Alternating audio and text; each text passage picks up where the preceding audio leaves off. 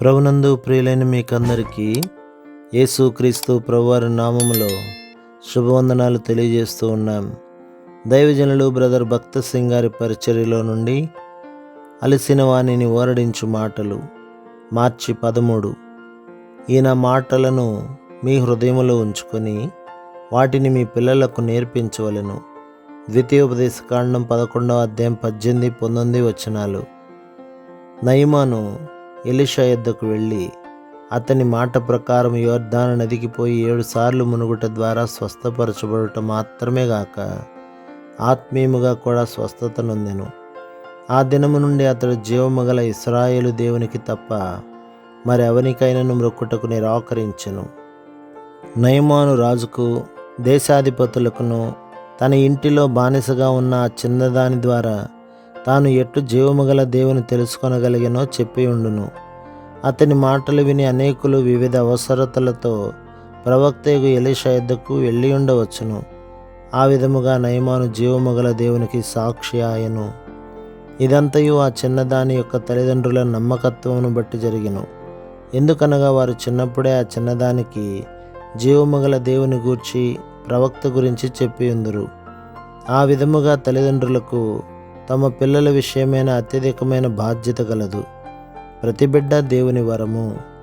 దేవుని వాక్యమును నమ్మకముగా బోధించుట అనున్నది తల్లిదండ్రుల గొప్ప బాధ్యత అయి ఉన్నది. చాలామంది తల్లిదండ్రులు తమ పిల్లల ఆత్మీయ జీవితమును గురించి చాలా నిర్లక్ష్యముగా ఉందురు. దానికి ఫలితముగా పిల్లల యొద్ద నుండి సంతోషమును ఆశీర్వాదమును పొందుటకు బదులు వారు దుఃఖమును నిరుత్సాహమును పొందుదురు. అంతేగాక దుఃఖముతో బహుగా కన్నీరు కార్చవలసి వచ్చును.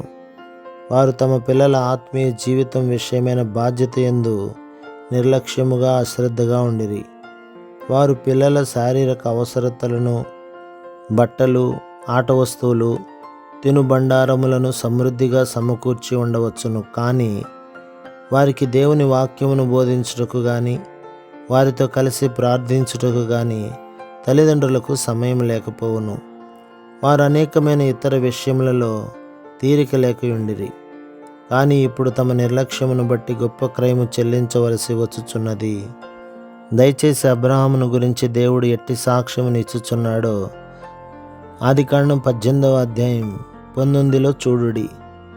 ఎట్లనగా యెహోవా అబ్రహామును గురించి చెప్పినది అతనికి కలుగు చేయనట్లు తన తర్వాత తన పిల్లలను తన ఇంటివారును నీతి న్యాయములు జరిగించుచు యెహోవా మార్గమును గైకొనుటకు అతడు వారికి ఆజ్ఞాపించినట్లు నేను అతన్ని ఎరిగి ఉన్నానెను.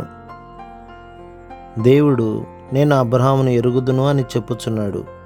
విశ్వాసులుగా నున్న తల్లిదండ్రులైన మిమ్మును గురించి దేవుడు నాకు ఫలానా వారు తెలియను, ప్రభు మార్గములను అనుసరించున్నట్లు అతడు తన ఇంటి వారికి పిల్లలకు ఆజ్ఞాపించును అని చెప్పగలడా? దేవునికి నీవు ఎంత గొప్ప విద్యను అభ్యసించితివో, లేక ఎన్ని విశ్వవిద్యాలయములు పట్టములు పుచ్చుకొంటివో ఆయనకు అవసరం లేదు. నీ భార్యతో నీ పిల్లలతో ఎంత సమయం వాక్యము చదువుట యందు బోధించుట యందు గడుపుదువో దానిని దేవుడు తెలుసుకొనగోరుచున్నాడు.